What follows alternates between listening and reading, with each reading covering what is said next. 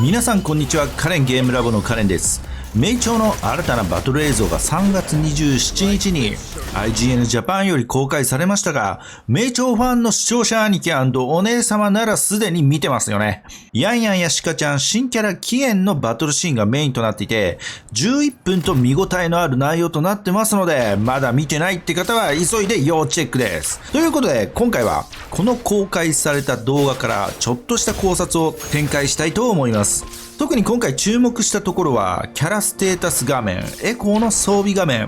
世界観に関わる謎の傷、この3点を見ていきたいと思います。内容自体は見ればわかるだろうという内容かもしれませんが、CBT までのちょっとした間、できる限り何かしらの情報出しをしていきたいという思いのもと作っておりますので、ほほーなるほどねといった感じで、ぜひ最後までご視聴いただけるとありがたいです。そして注意点としては、あくまでも個人的な考察内容となるため、正確性に欠ける点をご了承くださいませ。チャンネル登録をお済みでない方はぜひチャンネル登録、高評価ポチッとお願いします。それでは見てまいりましょう。まずはキャラのステータス画面について。画面構成はキャラ名、謎のマークと表記、レベル、謎の星印、ヒットポイント、アタック、ディフェンス、クリットレート、アップグレード。この中で注目したのが謎のマークと表記、そして謎の星印ですね。謎のマークについては属性を表していて、ここまでは見りゃわかるよってところなんですけど、エアロダイナミックって表記がされていて、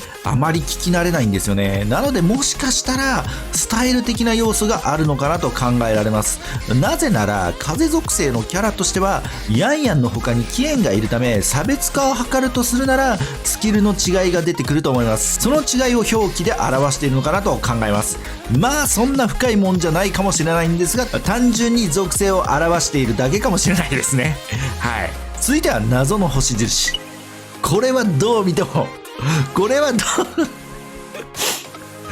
どう見てもランクですよね。ランクの上げ方は現時点では不明ではありますが、ランクを上げることによってキャラのレベル上限解放と各ステータスアップが見込めると推察しております。はい、続いてエコーの装備画面について。画面構成は装備しているエコー、一番左がメイン装備で、その他はサブ装備って感じでしょうか。トータルレベルとステータス、この中で注目したのがステータス箇所でアタック、ヒットポイント、ディフェンスとあり、これはメインエコーのステータスなのか、あるいは装備しているエコーの総合ステータスなのか、トータルレベルが表示されているため推測ですが総合ステータスと推察します。となるとゲームプレイ初期段階では何でも良いのでエコーを装備させていくと良いといった感じですかね。次はエコーの詳細画面。この画面は割と情報量が多く、画面構成は左右に分かれる形で、左側が装備しているエコー、所持しているエコー、右側が選択中エコーの詳細ステータス。構成は上から順にエコーの名前、レアリティ、装備中のキャラ、トニック。これは詳細ってことでしょうね。で、パッシブ、コンソナタ、アベイラブルソナタ。この中で注目したのがコンソナタとアベイラブルソナタ。聞き慣れない単語なんですが、コンソナタとは基本的な意味合いは子音の子音的な一致する、調和した一致感のあるということで、名調の世界観から推察すると子音っぽいんですよね。これがどういった要素になるかはアンロックしてみないとわからないですね。続いてアベイラブルソナタ。一般的に意味を持たない言葉の組み合わせなので聞き慣れない感じですよね。これも訳すと利用可能なソナタということで、ソナタっていうのは楽曲形式ってことなんですけど、そのまま当てはめるとわからないので、楽曲形式をスキルと仮定した場合は利用可能なスキルということで、エコーをアップグレードすることでスキルが追加されたりするんですかね。それともレアリティの高いエコーの場合は複数のスキルを所持しているってこともありえそうですよね。この流れで別のエコーのステータス画面見ると、ちょっとパッシブのところにレゾナンスエフェシシンと表記されていて、訳すと共鳴効率で、要素としてはこれ多分なんですけど QTE の発動効率を上げることが可能と推察してます。プレリュードのエピソード2でも QTE や共鳴ということについて話されていて、バトルのコアな要素の一つと思うので、この部分が効率化できるっていうのはかなり良さげですよね。QTE の発動が速くなるとかそういうことですよね。こういった要素を持つパッシブが結構ありそうなので、組み合わせが楽しめそうですね。さらにアベイラブルソナタにはエコーによってデンジャーバリエーションという形態を変えられる要素がありそうです。エコーのレベルを上げることで遊べるようになるんですかね。これもすごく気になる部分ですね。どれも現時点では推測の域を超えないのですが、これだけ見ても様々なエコーがあることや多彩なパッシブスキル、やり込み要素など奥深そうな感じがしますね。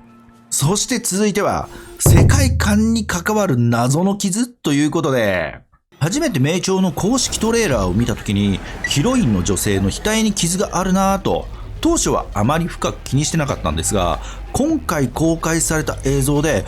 鹿ちゃんにも傷があることが分かり、これはもしかすると、世界観やストーリーに関わる重要な要素になるのではと考えております。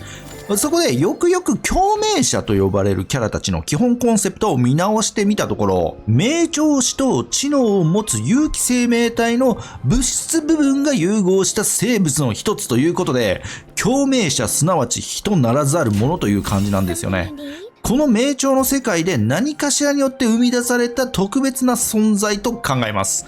共鳴者であるヤンヤン、シカ、キエン、さらに公式サイトにはアンコや白蓮といったキャラもいて、それぞれ傷があると推察してます。そして気になったのは、この傷が目視できるキャラとできないキャラがいて、ヤンヤン、白蓮は傷の目視が可能で、シカちゃんやアンコ、キエンについては傷が目視できず、シカちゃん同様スキル発動時に傷が発現すると推察します。キエンについては露出が少ないため、判断が不能でした。はい。で、傷が目視できるキャラとそうでないキャラについて何かしら深い理由がありそうですよね。もしこの傷が共鳴者としての証となり得るのであれば、この傷は何のためにあるのか、そしていつその傷がついたのか、傷が反応する共鳴とは一体などなど、謎が深まるばかりではありますが、公式からの設定情報公開を楽しみに待ちたいと思います。こうやって出てきた情報をもとにあれこれ考察するのは楽しいですね。